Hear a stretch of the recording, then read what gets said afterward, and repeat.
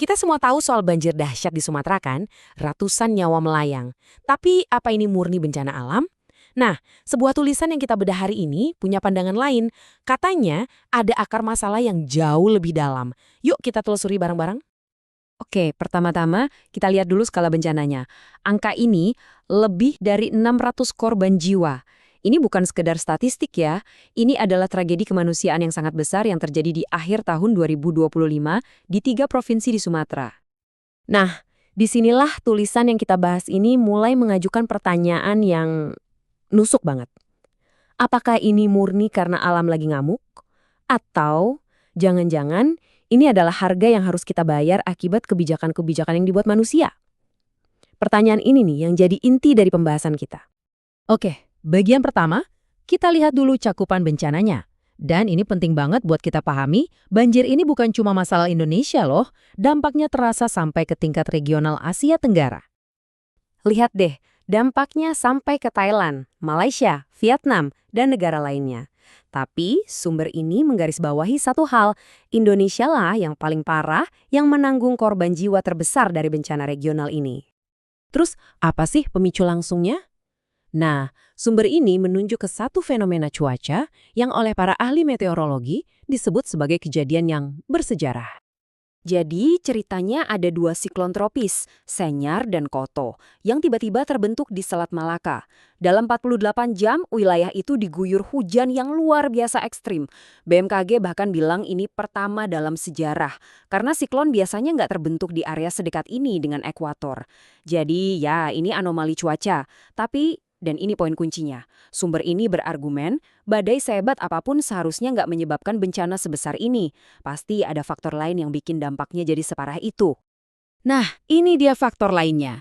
Pertanyaannya kan, kenapa hujan ekstrim itu bisa jadi banjir yang mematikan?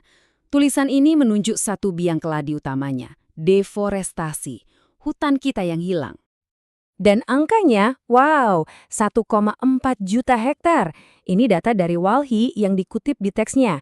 Bayangin, seluas itu hutan yang hilang di 3 provinsi terdampak hanya dalam rentang waktu 2016 sampai 2025. Gila kan?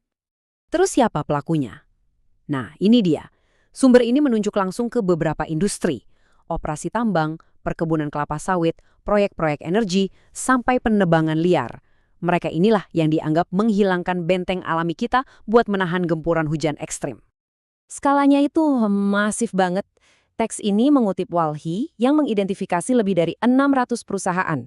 Ya, 600 lebih perusahaan yang aktivitasnya diduga berkontribusi merusak ekosistem dan bikin wilayah ini jadi sangat rapuh. Oke, dari kerusakan lingkungan, sekarang kita naik satu level.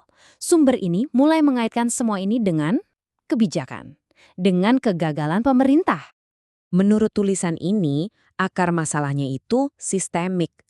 Ada yang disebut sebagai kebijakan pro-kapitalis. Maksudnya apa?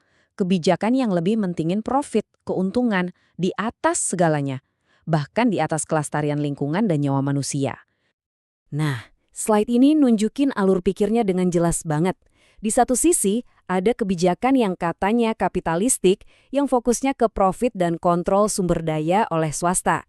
Di sisi lain, ada hasilnya, deforestasi besar-besaran, ekosistem yang hancur, dan ujung-ujungnya, ya banjir dahsyat ini. Jadi, ini semacam hubungan sebab akibat menurut penulisnya. Dan kutipan ini benar-benar tajam ya.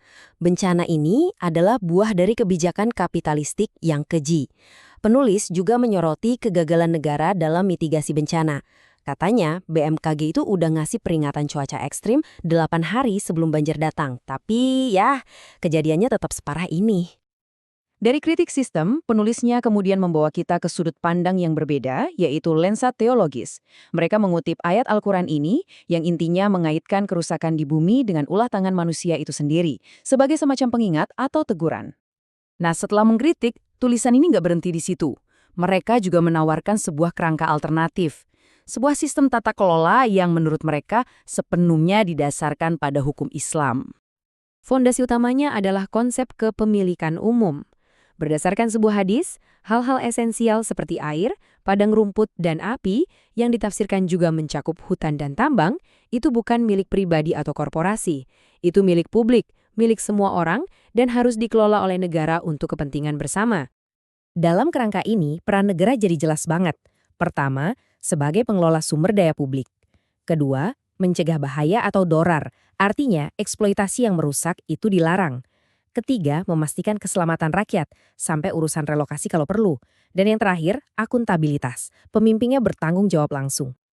Prinsip jangan membahayakan ini atau la darar wala dirar dijadikan semacam landasan hukum. Artinya, menurut argumen ini, setiap kebijakan atau praktek industri yang terbukti merusak lingkungan itu secara otomatis dilarang, nggak ada tawar-menawar. Jadi, kesimpulan akhir dari tulisan ini cukup radikal. Menurut mereka, satu-satunya cara untuk mencegah bencana seperti ini terulang adalah dengan mengganti total sistem yang ada. Mengganti kebijakan kapitalistik dengan sistem pemerintahan yang sepenuhnya berbasis syariah. Sebagai penutup, sumber ini meninggalkan kita dengan kutipan dari Umar bin Al-Khattab yang sangat kuat. Seandainya ada seekor unta mati karena terlantar, aku khawatir Allah akan menanyai aku tentang hal itu. Ini adalah gambaran tentang tanggung jawab tertinggi seorang pemimpin. Pertanyaannya untuk kita renungkan. Seperti apa sih bentuk akuntabilitas sejati saat kita berhadapan dengan bencana?